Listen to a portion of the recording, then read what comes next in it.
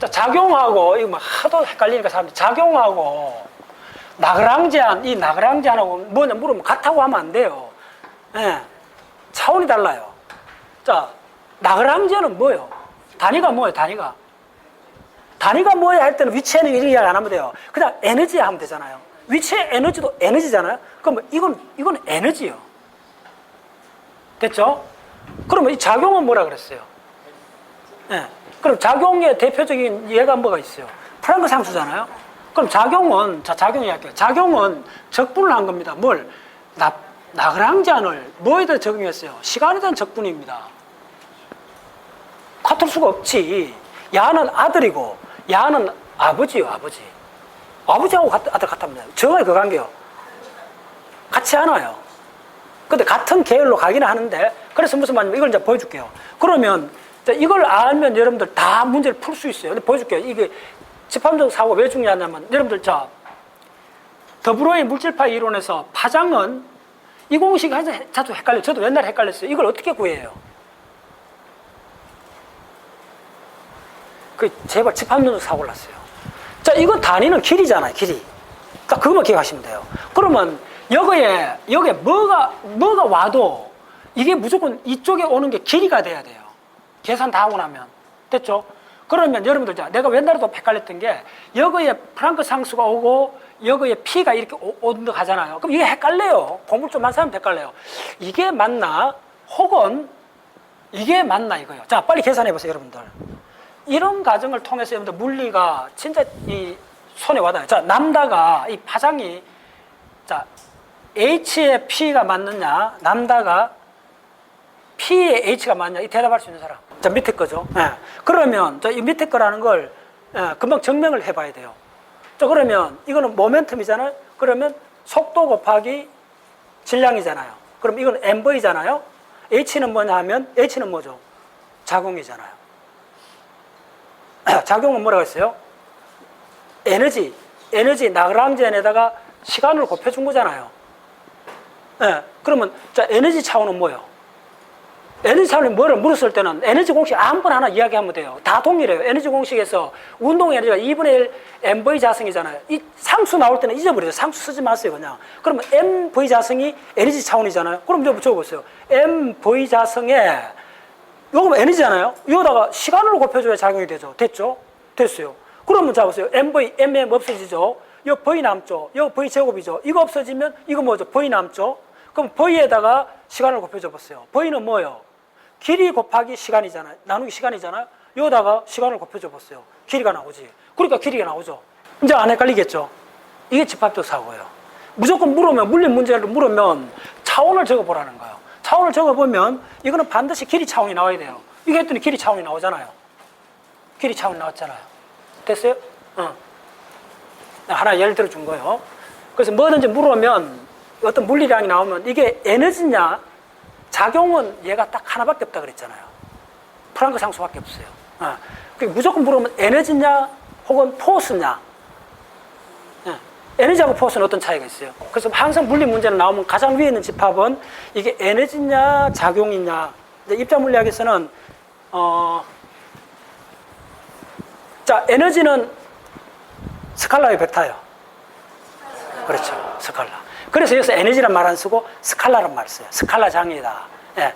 그래서 힉스장 같으면 스칼라장이에요. 자, 그래서 그걸 내가 정리해 줄게요, 빨리. 입자 물리학에서 쓰는 스칼라 양이, 스칼라. 보존. 예.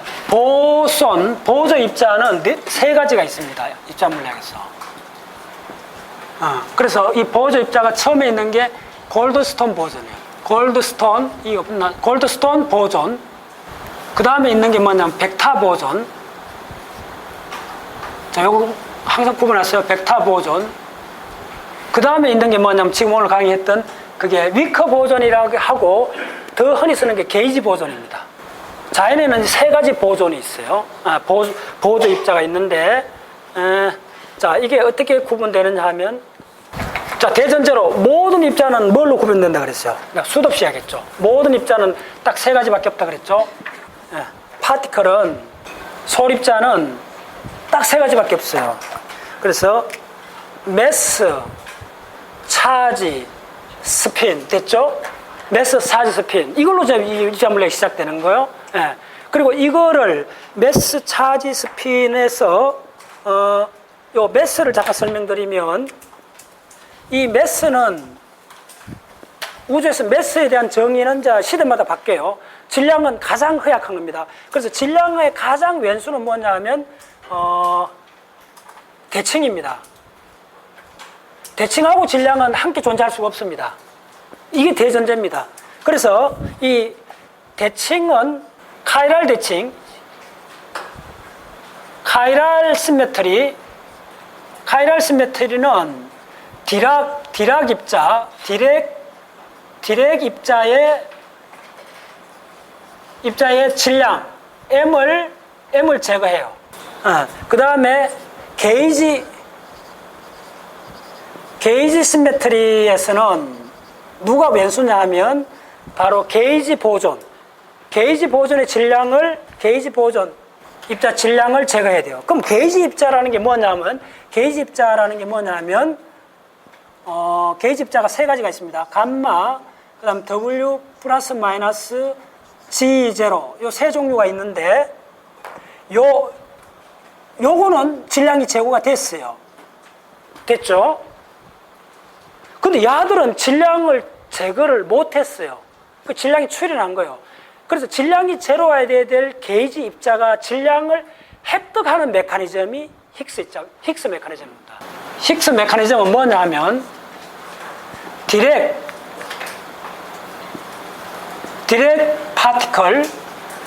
파티클하고 그 다음에 게이지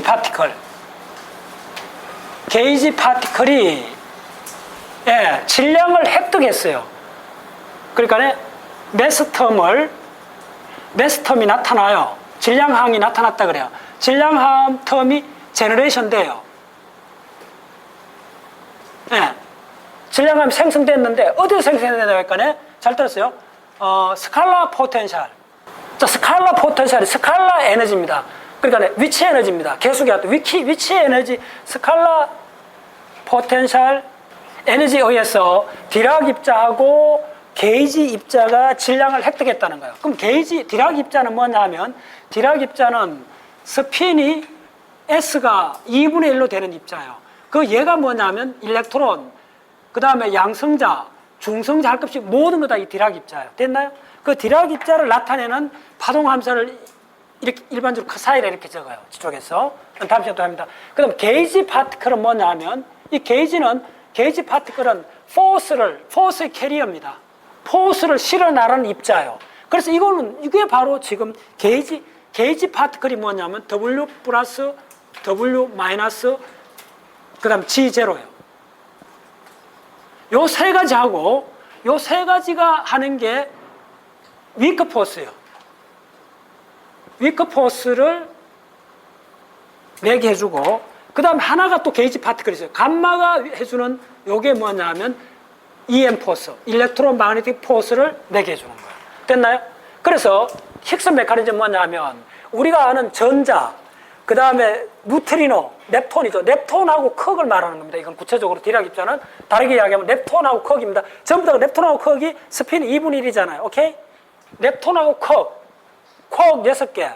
넵톤은 뭐죠? 뉴트리노하고 일렉트론. 그 토탈의 매스하고, 그 다음에 전자기 상호작용의 캐리어인 포톤하고, 그 다음에 약한 상호작용의 캐리어인 이 W 플러스 마이너스 G0 세 개 입자의 질량, 그 다음에 쿼크하고 렙톤의 질량, 다시 우주를 구성하는 모든 입자의 질량을 만들어줬다는 거예요. 누가? 스칼라 포텐셜 에너지가. 그 스칼라 포텐셜 에너지가 바로 뭐냐면 지금 오늘 강의에서 계속 V의 파이 대저라 표현했던 이 양입니다. 오케이? 여기서 줬다는 거예요. 그럼 이게 스칼라 포텐셜이라는 거야. 스칼라 포텐셜. 그게 바로 뭐냐면 스칼라 포텐셜 에너지랑 해도 되고, 이걸 힉스 필드라 그래요. 이 힉스 필드고, 이 힉스 필드 장은 바로 우주 자체입니다. 우리 우주에 있는 모든 별, 은하, 갤럭시, 사람 할 것 없이 다 힉스 장에 담겨져 있는 겁니다. 오케이? 이걸 발견한 게 지금 입자물의 가장 큰 겁니다. 그러면 우리가 알고 있는 사람이나 달이나 지구 입자들은 뭐냐면 이 힉스 장에서 힉스 장이 어떤 식으로 되어 있나 하면, 자, 오케이, 잘 따라오세요. 이렇게 되어 있어요. 아까도 이야기했잖아요. 야가 가만히 있는 게 아니고 펄락펄락 이렇게 간다잖아요. 이거 왜 이렇게 해요? 이게 퀀텀 플락체이션이에요. 뭐냐면 델타 E 곱하기 델타 T가 이 한선이 만족해주는 거 뭐 잡으세요. 델타 E가 시간이 무지하게 줄어들면 이 값은 좀 커도 되잖아요. 됐죠? 그 말입니다. 그러면 시간이 찰나죠. 10의 마이너스 22승초부터면 그렇게 짧은 시간에는 이게 이 양이 어마어마하게 커질 수가 있는 거예요. 양성 100배 정도 될 수 있다는 거예요. 그래서 입자가 생겨난 거예요. 그래서 뭐냐면 입자하고 우리 장이라는 게 분리된 개념이 아니고 이렇게 그 뭐랄까 모기장이 있다 합시다. 그 장으로 보세요. 모기장이 쫙 있는데 모기장에 눈금 하나가 푹 올라오는 거예요. 그게 입자입니다. 그래서 그 모기장이 뭐 간단한 모기장, 그다음에 여러 가지 모기장이 있잖아요. 그 모기장이 필드라 생각하면 돼요. 근데 우주를 가득 다 담고 있는 모기장은 힉스장이에요. 됐어요? 그래서 힉스장에서 볼록 튀어나온 여덟 가지 튀어나온 그 입자가 힉스 입자예요. 골드스톤 버전은 뭐냐면 모든 입자는 매스 차지 스핀으로 구분하는데 이 입자는 질량은 제로고 스핀이 제로예요. 그리고 우주에서는 질량 제로, 스핀 제로는 우주에서 발견된 적이 없어요. 그래서 이건 존재하면 안 돼요. 이론상으로 나와요. 그래서 이 입자는 생기자마자 사라져야 돼요. 근데 이 입자가 언제 생기느냐 하면 이게 바로 골드스톤 버전, 골드스톤 정리인데 이게 입자 물리학 하면 처음부터 배우는 겁니다. 백큐움이 어떻게 되었나 하면 지금 우리가 살고 있는 백큐움은 이렇게 돼 있어요. 내가 그려줄게요. 원래 우주의 백큐움은 이렇게 돼 있었어요. 내가 곡선을 싫어하니까 직선을 그려요. 이렇게 돼 있어요. 그러면 요게 백큐움이라 생각했어요. 여기 가장 미니멈 포인트잖아요. 이렇게 생각했는데 입자 물리학자들이 알아봤더니 우주가 이렇게 돼 있는 게 아니고 어떤 식으로 돼 있나 하면 놀랍게도 이렇게 돼 있다는 거예요. 여기서 요걸 이해하는 가장 중요합니다. 이렇게 돼 있다는 거예요. 이게 바닥이 미니멈이 아니고 이렇게 돼 있다는 거예요. 이렇게 돼 있다는 거예요. 우리는 지금까지 우주는 이렇게 생겨요. 가장 미니멈 포인트 요게 에너지가 제로 가장 미니멈 상태니까 안정이 돼 있잖아요. 이렇게 안 돼 있다는 거예요. 알고 봤더니 요거에 깨구리 한 마리 앉아 있다는 거예요. 그러면 야는 가만 내버려둬도 어떻게 되느냐 하면 요 바닥으로 떨어진다는 거예요. 됐죠? 그래서 이게 바로 힉스장입니다. 그래서 자, 이게 이제 함수가 어떻게 되느냐 하면 어렵습니다. 이게 입체로 그려야 돼요. 입체 시간 없으니까 내가 간단히 보여줄게요. 이게 이중항으로 썼기 때문에 이게 함수가 이렇게 됩니다. 이쪽이 파이 얘를 1 같으면 이쪽 축이 파이 2 이렇게 합시다. 그러면 우리가 아는 힉스 V값 요 중심에서 요 떨어졌는 요 반지름이 바로 뭐냐면 백큐움 에너지입니다. 이게 지금까지 우리가 했던 V입니다. 이 값이 246 기가 볼트라는 힉스장입니다. 네, 이게 쫙 퍼져져 있다가 이 힉스장에서 그러면 이렇게 늘어오면 자 이게 무슨 말인지 빨리 적어줄게요. 이게 다이그램 이제 자 이렇게 그립니다. 이걸 다르게 그리는 게 자 힉스장이 이렇게 있다면 힉스장이 4개가 있어요. 이 모식도가 저는 어느 책에서 봤는데 굉장히 마음에 들어요. 이걸 다른 데 자꾸 쓰는 사람이 있긴 한데 드물어요. 근데 이거 보면 개념이 확실해져요. 이게 이제 원래 갖고 있던 이 힉스장이었어요. 근데 이게 힉스장이 4개인데 그래서 이걸 전부 다 H0로 적는 거예요. 힉스 필드요. 근데 요거 하나 힉스 필드는 다르게 적어야 돼요. 그리고 어떻게 되느냐 하면 야들이 궁극적으로 이렇게 돼요. 이렇게 돼갖고 어떻게 됐나 어떤 사건이 벌어졌나 하면 이렇게 늘어온 거예요. 야들이 이렇게 늘어와갖고 요거 3개의 힉스 필드가 뭘로 바뀌었냐 하면 바로 그 유명 우리가 했는 W G0 W 플러스가 된 거예요. 그래서 질량을 획득한 거예요. 그래서 요 과정을 지금 여러분들 요렇게 된 요 과정을 부르는 게 입자 물리학에서 뭐라냐면 바로 그 유명한 스판테니어스 브로큰 시메트리 그 유명한 살라미 해갖고 노벨상 받았던 그거죠. 이게 바로 스판테니어스 브로큰 시메트리 그 유명한 자발적 대칭 붕괴입니다. 자발적 대칭 붕괴 됐죠? 요거 아이디어로서 노벨상 받았습니다. 그래서 다시 말하면 요 4개의 힉스 장에서 3개의 게이지 보존, 이걸 게이지 보존이라 그래요. 게이지 보존 입자가 출현했고, 그리고 이 과정에서 하나의 입자가, 자유로운 입자가 출현했는 게 바로 포톤이라는 거예요. 네. 그래서 이게 바로 전자기 상호작용 EM이 되고, 그 다음 이게 위크 포스가 되고, 네. 이렇게 된 거예요. 그래서 이게 스판테니스 브로큰 시메트리. 그리고 요거 하나는, 이거는 하나는 그냥, 여기 있는 이 야들은, 요 블락은 이렇게 빠져나와갖고 바로 힉스 입자가 됐다는 거예요. 힉스 파티클이 됐고, 이 힉스 파티클은 바로 측정대가 노벨상을 받았죠. 얼마냐면 적게요. 125 기가 일렉트론 볼트고, 수명이 얼마냐 하면 1.56 곱하기 10에 마이너스 22성초요. 세상에. 됐나요? 이런 이야기입니다. 이 대학은 중요합니다. 여러분들, 개인적으로. 저 수식 다 따라온 사람들은. 이렇게 된 거예요, 이게. 그래서 원래 있던 이 진공에서 이 진공으로 떨어지면서 이때 이제 이 에너지로서 모든 입자가 질량을 획득했다는 거예요. 됐나요? 그래서 우주가 출현했다는 그 말이요. 이게 지금 우리 인류가 밝혀낸 최고의 지식입니다. 자, 그 다음에 요거 마지막 할게요. 그래서 요거 하는데, 자, 요거, 벡터 보존은 어떻게 되느냐 하면 잘 따랐어요. 질량은 제로인데 스피는 1이요. 요게 이제 대표적으로 벡터 보존의 대표적인 게 뭐냐면 포톤이 되죠. 그래서 포톤이라는 말을 쓰기도 하고, 뭐 저 고급 이론 들으면 그냥 벡터 보존 이야기를 해요. 그러면 전자기 상호작용을 매개해주는 광자구나. 그렇게 되는 거예요. 그 전자기 상호작용을 매개하는 광자는 왜 질량이 제로에 있는가를 물으면 이제 여기서 했잖아요. 어마어마하게 했잖아요. 이게 진공하고 커플링 했는데 이게 제로 돼버렸죠. 이게 진공이잖아요, 진공. 지금 왜냐면 이게 힉스, 이거하고 곱했는데 이게 전부 다 제로 되니까 힉스 필드하고 인터랙션 하지 않는다는 거예요. 됐나요? 그래서 제로가 된 거예요. 그래서 빛은 영원히 자유롭게 된 거예요. 이제 빛이 왜 질량이 제로고 무한대까지 작용 영역이 있는가, 그걸 이제 이해하게 된 거예요. 자, 그 다음에 요거는 뭐냐면 게이지 보존은 질량이 넌제로예요. 왜냐면 질량을 획득한 거예요. 근데 스피는 1이요. 요거 반드시 구분하세요. 입자물락 들어가면. 그래서 보존이 세 종류가 있고, 그래서 게이지 보존이 바로 뭐냐 하면 W, 자, 요게 이제 뭔지, 이게 바로 이거고, 그 다음에 이게 W 플러스 W 마이너스 G0라는 거예요. 네.